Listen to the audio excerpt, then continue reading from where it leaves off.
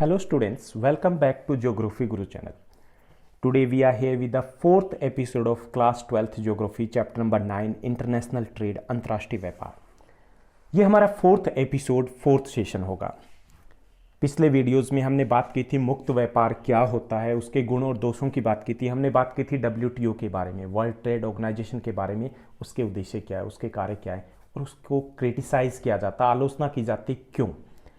आज का जो हमारा सेशन है उसमें हम उसी कहानी को जो हमारी अंतर्राष्ट्रीय व्यापार से जुड़ी हुई है उसको हम आगे बढ़ाते हैं और बात करेंगे आज के सेशन में कुछ महत्वपूर्ण जो क्षेत्रीय सहयोग संगठन है, जो रीजनल ट्रेड ऑर्गेनाइजेशंस हैं, उनकी हम बात करेंगे कि क्या है, कौन से महत्वपूर्ण है। उसमें हम 7 प्रमुख जो विश्व के इस प्रकार के समझौते हैं, इस प्रकार के संगठन हैं, उनके बारे में हम जानने का प्रयास करेंगे। तो चलिए हम शुरुआत करते हैं आज के सेशन की। सबसे पहले ये प्रादेशिक व्यापार समूह क्या होते हैं, रीजनल ट्रेड ग्रुप्स क्या होते हैं, वो जानना जरूरी है। विश्व के वे देश जिनकी व्यापार संबंधी आवश्यकताएं और समस्याएं एक जैसी होती है, वह भौगोलिक दृष्टि से एक दूसरे के पास भी होते हैं, एक व्यापार समूह का गठन कर लेते हैं आपसी व्यापार के लिए। इसे हम प्रादेशिक व्यापार समूह कहते हैं। रीजनल ट्रेड ग्रुप्स का हम नाम दे सकते हैं, जैसे ओपेक, जैसे आसियान, जैसे सार्क, जैसे साफ्टा। ये इसी प्रकार के रीजनल या प्रादेशिक व्यापार समूह होते हैं। यानी कि इसमें कौन से होते हैं, पहली दी जो चीज़ है वो ये कि ये पड़ोसी होते हैं, भौगोलिक दृष्टि से एक दूसरे के पास स्थित होते हैं, इनकी आवश्यकताएं और समस्याएं एक जैसी होती है। इसके कारण ये आपस में व्यापार है वो करते हैं और मुख्य इसका उद्देश्य होता है इनका विकास, आपसी विकास और आपसी हितों की रक्षा करना। ओके, यानी जो प्रादेशिक व्यापार समूह है ये केवल पड़ोसी देशों के बीच में ही हो पाता है और उनकी आवश्यकताएं, इनकी समस्याएं वो साझी होती है और साझे लाभ के लिए, आगे बढ़ने के लिए ये मिलकर के एक संगठन का गठन करते हैं जिसे हम प्रादेशिक व्यापार समूह कहते हैं। OPEC, ASEAN, SAFTA, European Union, SAARC, इसी प्रकार के संगठन हैं। चलिए हम बात करते हैं कुछ महत्वपूर्ण विश्व के प्रादेशिक व्यापार समूह के बारे में। उनमें से हम विश्व के 7 सबसे महत्वपूर्ण प्रादेशिक व्यापार समूह हैं, उनके बारे में थोड़ा थोड़ा जानने का प्रयास करेंगे। यह आपके एग्जाम के लिए काफ़ी ज़्यादा इंपॉर्टेंट होने वाला है। कई बार पूछ लिया जाता है कि इसके सदस्य देश कौन से हैं, या किसी एक के बारे में आपको नोट लिखना है, इस प्रकार का क्वेश्चन से आपके एग्जाम का हिस्सा रहता है। तो आप उम्मीद करता हूँ थोड़ा ध्यान से फोकस करोगे इसके ऊपर। तो चलिए हम शुरुआत करते हैं सबसे पहले आसियान के साथ। आपने नाम जरूर सुना होगा, आसियान प्रादेशिक व्यापार समूह है, South Association of South East Asian Nations. ASEAN, ASEAN means Association of South East Asian Nations. अगस्त 1967 में इसका गठन किया गया था। इसमें 7 दक्षिणी पूर्वी एशियाई देश Brunei, Indonesia, Malaysia, Singapore, Thailand, Vietnam और म्यांमार शामिल है। यानी दक्षिण पूर्वी एशियाई जो देश हैं वो इसमें शामिल हैं। 1967 में इसका गठन हुआ था। इसका मुख्यालय वो इंडोनेशिया की राजधानी जकार्ता है, वहाँ इसका हेडक्वार्टर है। परस्पर व्यापार के अलावा आर्थिक वृद्धि, ये सभी देशों का जो व्यापारिक संगठन होते हैं उनका यही उद्देश्य होता है, परस्पर व्यापार को बढ़ावा देना, आर्थिक वृद्धि को निश्चित करना, ये उद्देश्य होते हैं। इसके अलावा सांस्कृतिक विकास, शांति स्थापित रखना, इसके अलावा प्रादेशिक स्थायित्व कि प्रदेश जो है वहाँ पर व्यापारिक झगड़े ना हो, आपसी संबंध मजबूत रहे, ये भी इसका एक उद्देश्य है।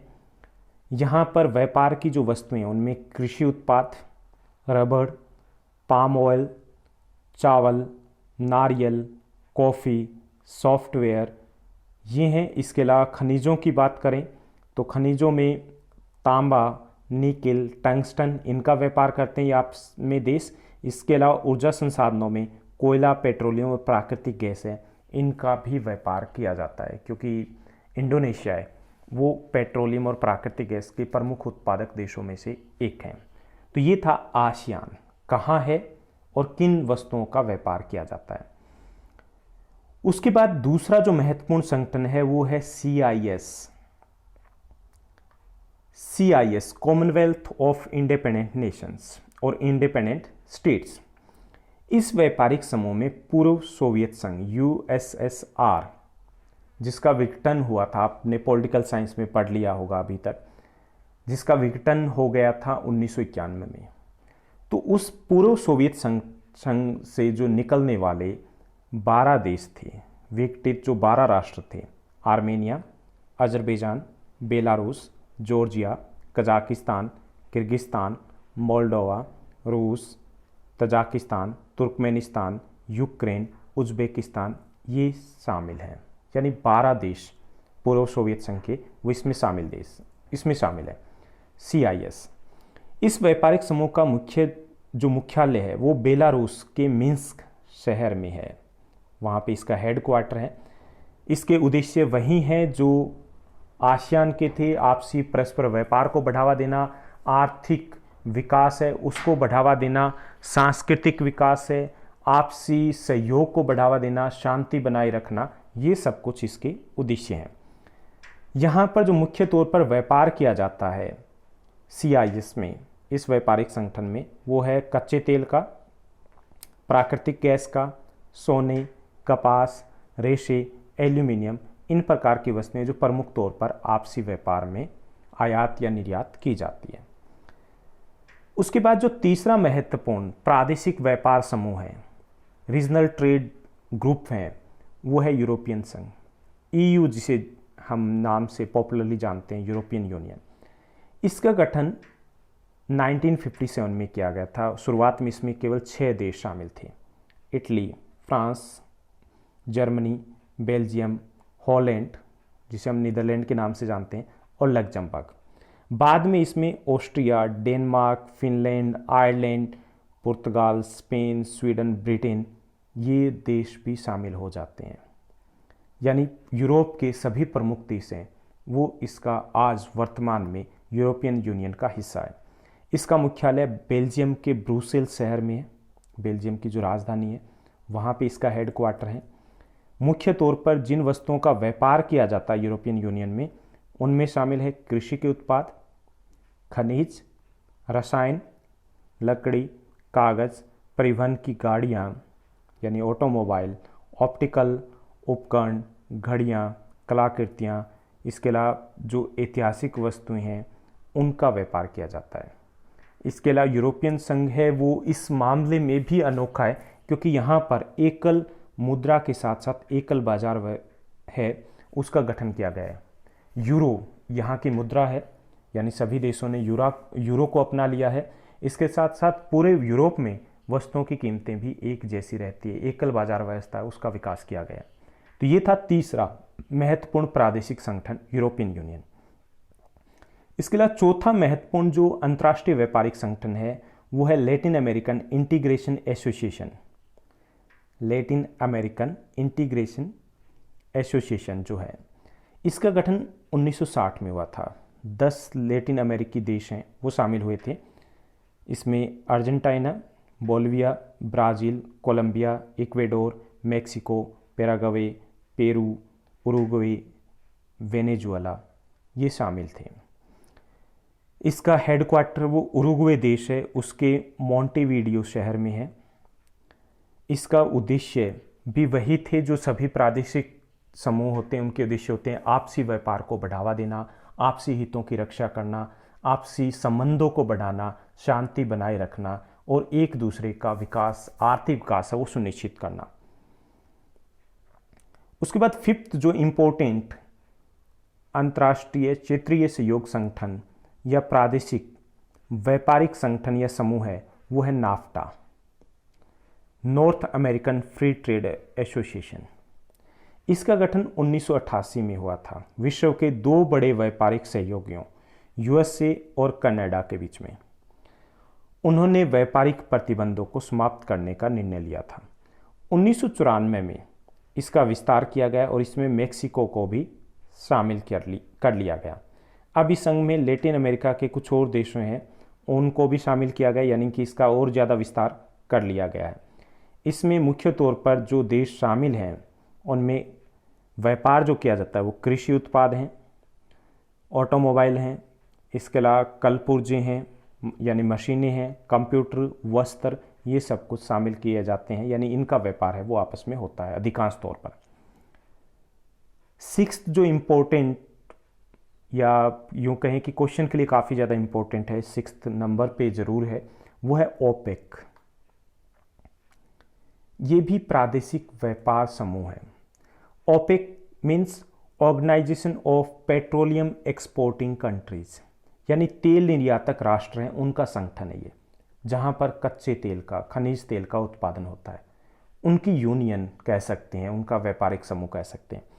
1949 में 1949 में ओपेक का गठन हुआ था।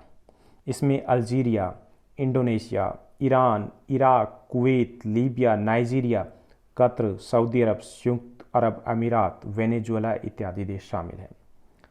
यह संगठन खनिज तेल की नीतियों के लिए मुख्य तौर पर गठित किया गया है, क्योंकि मुख्य तौर पर जो व्यापार किया जाता है वो खनिज तेल का, कच्चे तेल का ही निर्यात करते हैं ये देश।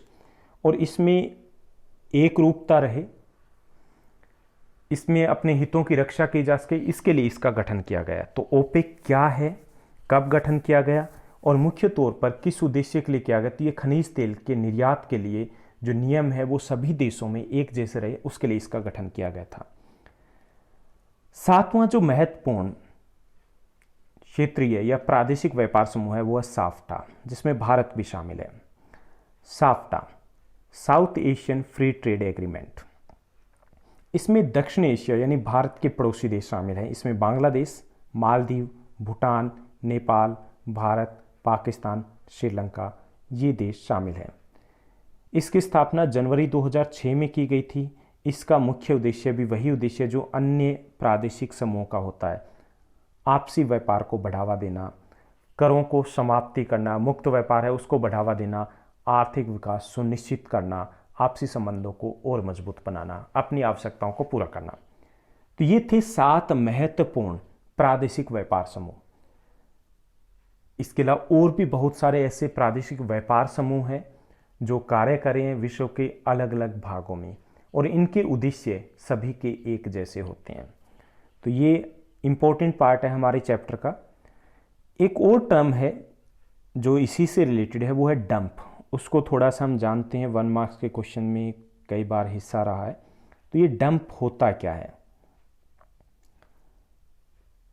डंप की लागत की दृष्टि से नहीं बल्कि भिन्न भिन्न कारणों से अलग अलग कीमत की वस्तु को दो देश हैं उनमें विक्रय करने की प्रथा को डंप कहते हैं। कि डंप का अर्थ एक तरीके से कहें तो खपत करना है, कि जब किसी कारण से एक ही वस्तु है उसको 2 देशों में अलग अलग कीमत पर बेचा जा रहा है तो उसे डंप कहा जाता है। इसके कारण ये भी हो सकता है कि उसका उत्पादन अधिक हो रहा है, उसका कारण ये भी हो सकता है कि किसी देश में मांग अधिक और किसी देश में मांग कम है। इसका कारण ये भी हो सकता है कि किसी देश ने ट्रेड बैरियर्स उपयोग किया हुआ है, सीमा शुल्क है वो ज़्यादा, इसलिए उनको अधिक कीमत पर वो वस्तु बेचनी पड़ रही है। तो उसे हम डंप करना कहते हैं, वस्तु का डंप करना, उसकी खपत करना, और उसके लिए कीमतें एक जैसी नहीं रहती है। तो ये आज का इम्पोर्टेंट सेशन था। इस वीडियो में हमने जाना कि महत्वपूर्ण प्रादेशिक व्यापार समूह क्या है, उनके उद्देश्य क्या है, और डंप के बारे में। तो इस सेशन के लिए बस इतना ही। नेक्स्ट सेशन में हम, जो हमारा लास्ट सेशन रहने वाला है, उसमें हम जानेंगे कि अंतर्राष्ट्रीय व्यापार है उसका प्रमुख पिलर क्या है, वो है परिवहन। तो परिवहन में हम बात करेंगे पतन की। तो उस वीडियो के लिए आप साथ बने रहिए। तब तक के लिए टेक केयर, बाय बाय, और पढ़ते रहिए।